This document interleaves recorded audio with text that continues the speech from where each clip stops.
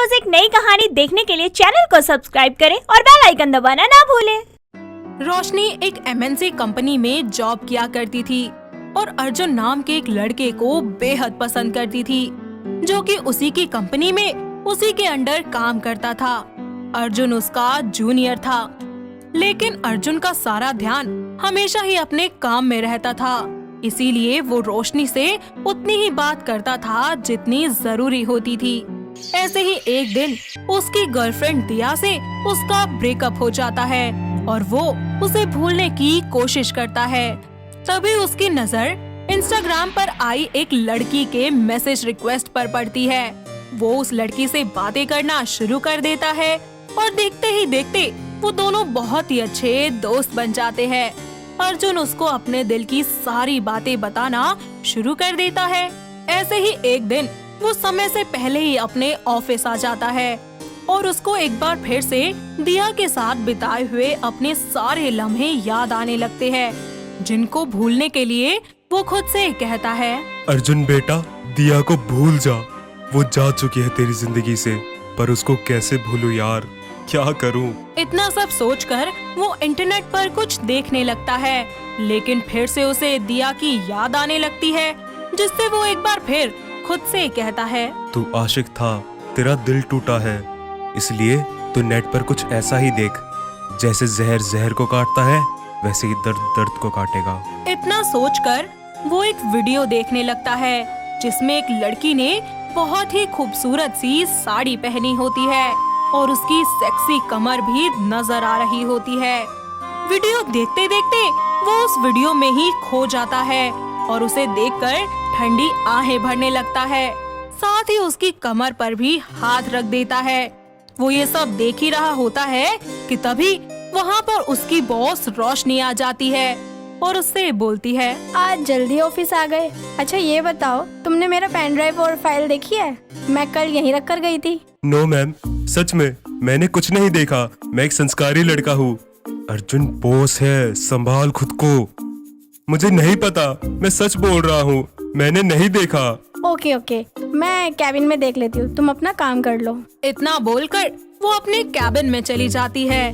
तभी अर्जुन जल्दी से अपने इंस्टाग्राम वाली दोस्त रिया को फोन करता है और उससे बोलता है, रिया यार, मुझे तो पता ही नहीं था कि मेरी बॉस की कमर मेरी बॉस इतनी हॉट है।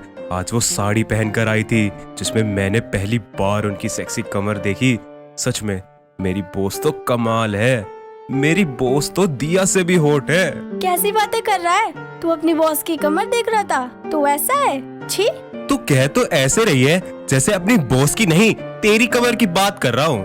हाँ ठीक है, कमर तो देख रहा था ना। अर्जुन उसे सारी बातें बताता है। ये सब सुनकर रिया को बहुत अच्छा लगता है कि उसको उसकी बॉस से प्यार हो रहा है। उनको और भी ज्यादा करीब लाने के लिए वो उसे अलग अलग आइडियाज देना शुरू कर देती है। जैसा जैसा वो करने को बोलती है, अर्जुन बिल्कुल वैसा ही करता है। और एक दिन फिर से रोशनी साड़ी पहनकर ऑफिस आती है और अर्जुन की नजर फिर एक बार उसकी कमर पर रुक जाती है।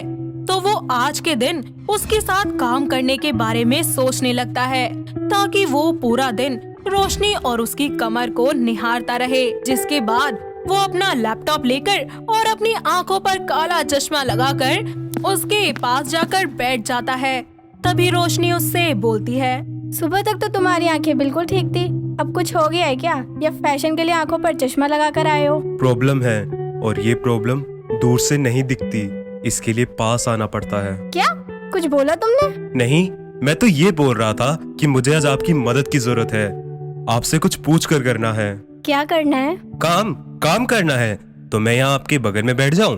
इतना बोलकर अर्जुन वहाँ पर अपना काम करने लगता है। तभी अचानक वो जानबूझकर अपना पेन नीचे गिरा देता है, जिससे वो नीचे से ऊपर तक रोशनी को पूरा देख सके। लंच टाइम में वो अपनी दोस्त रिया को फिर से फोन करता है और उसे सारी बात बताता है। शाम को रोशनी अपने घर चली जाती है और सोचती है, अर्जुन को जब पता चलेगा कि मैं ही रिया हूँ, मैं ही उसके दोस्त हूँ और उसका प्यार और बॉस भी मैं हूँ, तो उसका क्या रिएक्शन होगा। इतना बोलकर वो मिरर में खुद को देखते हुए अर्जुन के पास होने के बारे में सोचती है, जिसमें अर्जुन उसकी कमर में हाथ डालता है और उसे अपने करीब खींच लेता है। जिसके बाद वो सबसे पहले उसे फोरहेड किस करता है, तो वहीं उसके लिप्स पर भी किस करने लगता है। जहाँ एक तरफ वो ये सब कुछ सोच रही होती है कि तभी उसके पास अर्जुन का कॉल आ जाता है और एक बार फिर से वो रिया बनकर उससे बातें करती है और उससे कहती है, क्या यार, अब तो इतने दिन हो गए हैं, तेरी बातों से तो मुझे लगता है कि तेरे बॉस भी अब तुझे पसंद करने लगी है। तू एक काम कर, उसको डिनर के लिए ऑफर दे, ये सही मौका है, उसकी नजरों में छा जाएगा। रिया की बात मानकर अर्जुन अगले दिन काम के बहाने रोशनी को डिनर के लिए बोलने की कोशिश करता है, लेकिन बोल नहीं पाता। मगर रोशनी उससे कहती है, मुझे लगता है तुम कुछ बोलना चाहते हो, अगर कुछ बोलना है तो बोल सकते हो। नहीं, कुछ नहीं बोलना, बस ये फाइल्स देने आया था। अच्छा सुनो, अगर आज तुम फ्री हो तो डिनर के लिए चले ऑफिस के बाद। कभी कभी काम के बाद ना घूम लेना चाहिए, तो तुम फ्री हो? और आज मैं तुम्हें बता ही दूंगी कि मैं ही तुम्हारी बॉस हूँ और मैं ही रिया हूँ और मैं ही तुम्हारा प्यार हूँ। डन, आज रात 8 बजे। ये बोलकर वो खुशी से पागल हो जाता है और एक बार फिर से रिया को थैंक्स बोलने के लिए उसे कॉल करता है और पहली बार उससे कहता है, तुम बहुत अच्छी हो, you are very lucky for me.